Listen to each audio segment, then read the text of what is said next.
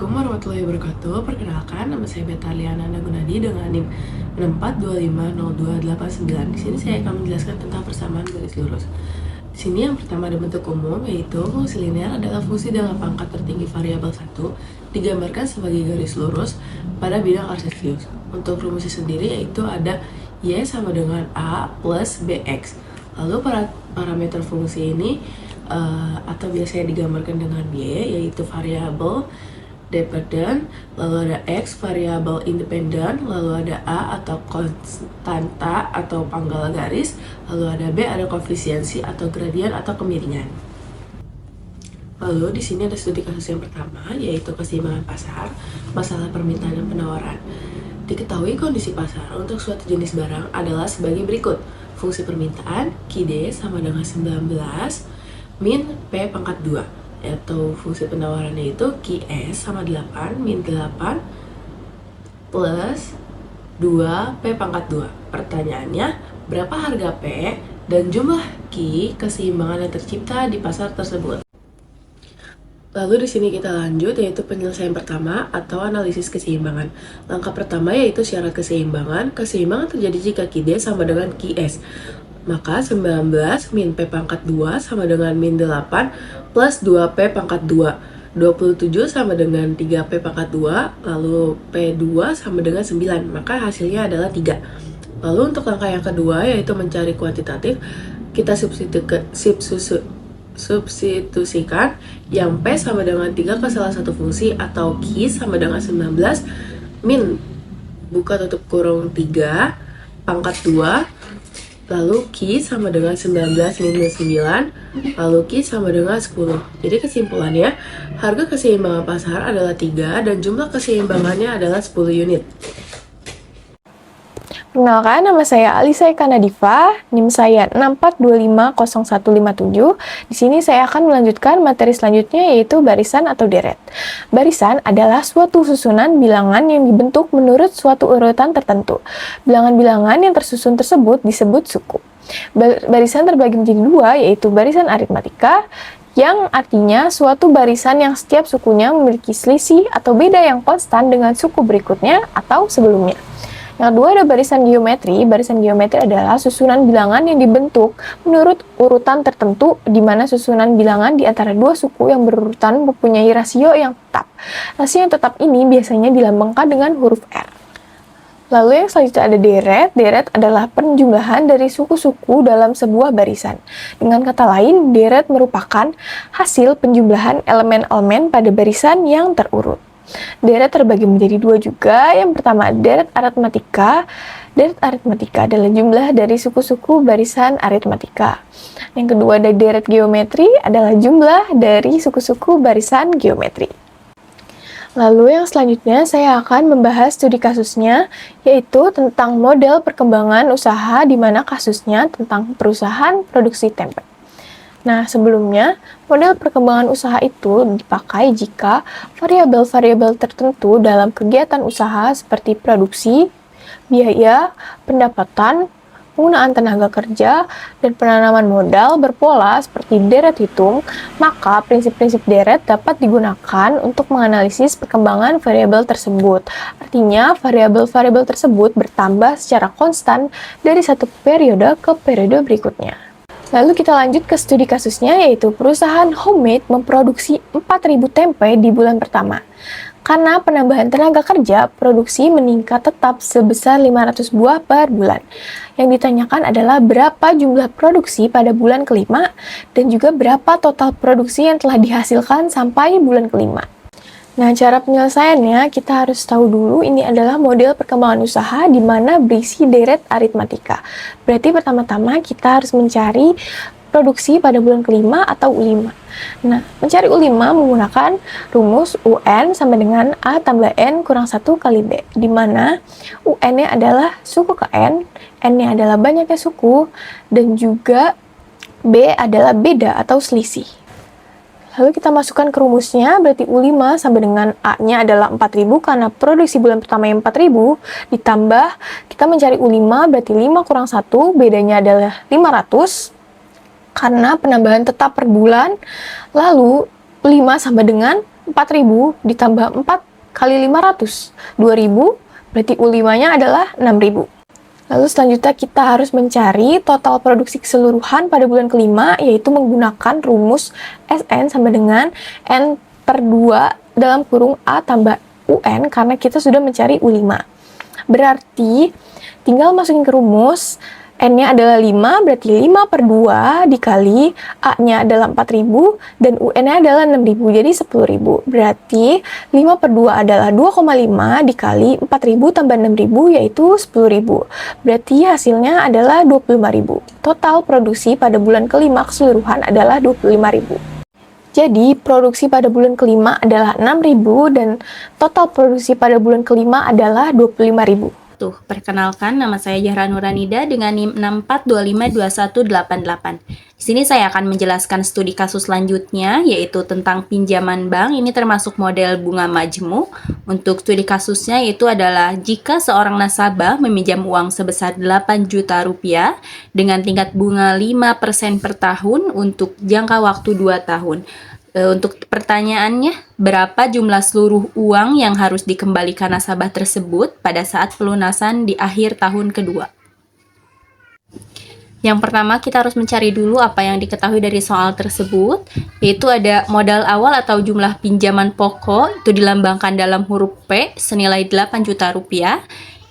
Yang kedua ada tingkat bunga atau bunga tahunan, dilambangkan dalam huruf I, itu senilai 5% atau 0,05. Selanjutnya ada jangka waktu, yaitu periode pelunasan, dilambangkan dalam huruf N, itu selama 2 tahun. Untuk menyelesaikan studi kasus ini, itu menggunakan rumus F sama dengan P atau modal awal dikali 1 tambah I atau tingkat bunga pangkat N atau jangka waktu. Karena tadi kita sudah mengetahui berapa nilai dari P, I, dan N, maka semuanya kita masukkan ke dalam rumus, yaitu F sama dengan 8 juta dikali 1 tambah 0,05 pangkat 2 sama dengan 8 juta kali 1,1025,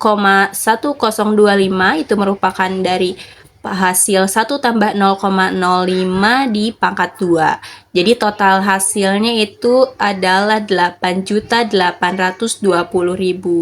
Jadi uang yang harus dikembalikan kepada bank dalam jangka waktu 2 tahun itu senilai 8.820.000. Diferensial atau turunan.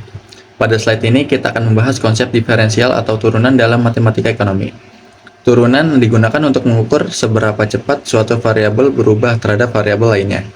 Secara sederhana, turunan membantu kita mengetahui perubahan kecil yang terjadi dalam suatu fungsi ekonomi, misalnya perubahan biaya, pendapatan, maupun kepuasan konsumen. Rumus pada slide ini menunjukkan definisi dasar turunan menggunakan limit. Dari konsep tersebut, muncul beberapa penerapan penting ekonomi, seperti MU atau marginal utility, yaitu tambahan kepuasan dokumen, MC atau marginal cost, yaitu tambahan biaya produksi, MR atau marginal revenue, yaitu tambahan pendapatan. Kemudian terdapat beberapa kaidah dasar turunan seperti turunan konstanta bernilai 0, aturan pangkat, serta aturan penjumlahan fungsi. Konsep ini menjadi dasar penting dalam analisis ekonomi modern karena membantu pengambilan keputusan secara lebih efisien. Yang selanjutnya kita masuk ke pembahasan elastisitas. Pada slide ini fokusnya adalah elastisitas permintaan, yaitu bagaimana jumlah permintaan berubah akibat perubahan harga. Rumus elastisitas permintaan menunjukkan perbandingan antara perubahan jumlah barang dan jumlah perubahan harga. Hasil elastisitas dapat dibagi menjadi 3 kategori, yaitu jika nilai elastisitas lebih dari 1, maka bersifat elastis. Artinya perubahan harga sangat mempengaruhi permintaan. Jika sama dengan 1 disebut unitary. Jika kurang dari 1, maka bersifat inelastis, artinya perubahan harga tidak terlalu mempengaruhi permintaan. Konsep elastisitas sangat penting bagi perusahaan untuk menentukan strategi harga dan memahami perilaku konsumen di pasar. Pada studi kasus ini, kita menganalisis elastisitas produksi terhadap tenaga kerja pada suatu perusahaan furnitur. Yang diketahui fungsi produksinya adalah Q sama dengan 5L kuadrat plus 10L, di mana Q adalah jumlah produksi dan L adalah jumlah tenaga kerja. Permasalahan yang diberikan adalah menentukan elastisitas produk saat perusahaan menggunakan 4 tenaga kerja. Tujuan analisis ini adalah mengetahui apakah penambahan tenaga kerja memberikan peningkatan produksi yang besar ataupun tidak. Jika elastisitas perubahan produksi lebih dari 1, maka produksi bersifat elastis, yang berarti penambahan tenaga kerja memberikan dampak besar terhadap output produksi. Penyelesaian turunan dan elastisitas. Pada slide terakhir ditunjukkan proses penyelesaian kasus, yaitu langkah pertamanya adalah mencari turunan marginal dari fungsi produksi Q sama dengan 5L kuadrat plus 10L, yang hasil turunannya adalah dQ per dL sama dengan 10L plus 10. Kemudian kita substitusikan nilai L sama dengan 4 sehingga diperoleh Q aksen sama dengan 50. Selanjutnya dihitung total produksinya, Q kali 4 sama dengan 120. Lalu kita gunakan rumus elastisitas produksi, EP sama dengan dQ per dL kali L per Q. Setelah dihitung diperoleh EP sama dengan 1,67. Karena nilai elastisitas lebih dari 1, maka produksi bersifat elastis. Artinya, setiap kenaikan tenaga kerja sebesar 1% akan meningkatkan produksi sekitar 1,67%. Kesimpulannya, penambahan tenaga kerja pada kondisi ini masih cukup efektif dalam meningkatkan hasil produksi perusahaan. Baik, di sini saya Lailin Nurjana dengan NIM 642500171. Pada slide ini saya akan membahas tentang penerapan integral dalam kehidupan, khususnya pada bidang ekonomi. Integral digunakan untuk menghitung total akumulasi dari suatu perubahan dalam ekonomi. Integral sering dipakai untuk mencari nilai total dari biaya marginal atau keuntungan marginal. Rumus dasar integral yaitu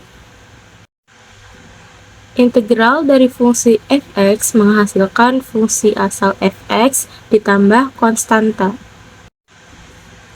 Artinya, integral digunakan untuk mencari fungsi asal dari suatu turunan atau perubahan. Dalam aplikasi ekonomi, integral memiliki beberapa kegunaan penting, yaitu yang pertama, mengubah marginal cost atau biaya marginal menjadi total cost atau biaya total.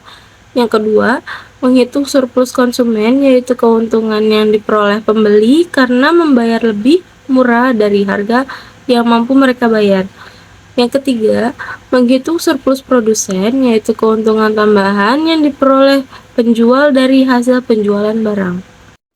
Jadi kita di sini dapat disimpulkan ya teman-teman, bahwa integral sangat membantu dalam menganalisis perhitungan ekonomi, terutama yang berkaitan dengan biaya, keuntungan, dan keseimbangan pasar. Baik. Pada kasus kali ini, kita akan membahas tentang biaya produksi roti menggunakan konsep integral tak tentu. Diketahui bahwa biaya marginal atau marginal cost dari produksi roti adalah marginal cost sama dengan 4Q tambah 20. Selain itu, diketahui juga biaya tetap atau fixed cost sebesar Rp500. Tujuan dari soal ini adalah mencari fungsi biaya total atau total cost, kemudian menghitung total biaya untuk memproduksi 15 unit roti. Dalam ekonomi, biaya marginal menunjukkan tambahan biaya untuk setiap penambahan jumlah produksi, sedangkan biaya total merupakan keseluruhan biaya produksi yang dikeluarkan perusahaan. Nah, untuk mencari fungsi biaya total, kita menggunakan konsep integral dari biaya marginal. Rumus dasarnya adalah total cost sama dengan integral dari marginal cost terhadap Q. Nilai MC-nya diketahui yaitu MC sama dengan 4Q tambah 20. Maka kita substitusikan ke dalam integral. Gimana caranya? Yaitu TC sama dengan integral 4Q tambah 20 dikali DQ. Hasilnya integral TC sama dengan 2Q pangkat 2 tambah 20Q tambah C. Karena diketahui biaya tetap atau FC sebesar 500, maka nilai konstantanya adalah 500. Sehingga fungsi biaya total menjadi TC sama dengan 2Q pangkat 2 tambah 20Q tambah 500. Selanjutnya kita hitung total biaya saat jumlah produksi 15 unit roti. Untuk menghitung total biaya produksi 15 unit roti, kita substitusikan nilai Q sama dengan 15 ke fungsi biaya total, yaitu TC sama dengan 2 kali 15 pangkat 2 tambah 20 kali 15 tambah 500. Kemudian dihitung menjadi TC sama dengan 450 tambah 300 ditambah 500. Hasilnya yaitu TC sama dengan Rp1.250. Jadi, total biaya yang dibutuhkan untuk memproduksi 15 unit roti adalah Rp1.250. Nah, teman-teman, dari kasus ini dapat disimpulkan bahwa integral tak tentu dapat digunakan untuk mengubah fungsi biaya marginal menjadi fungsi biaya total. Metode ini sangat berguna dalam matematika ekonomi karena membantu perusahaan menghitung total biaya produksi berdasarkan jumlah barang yang diproduksi.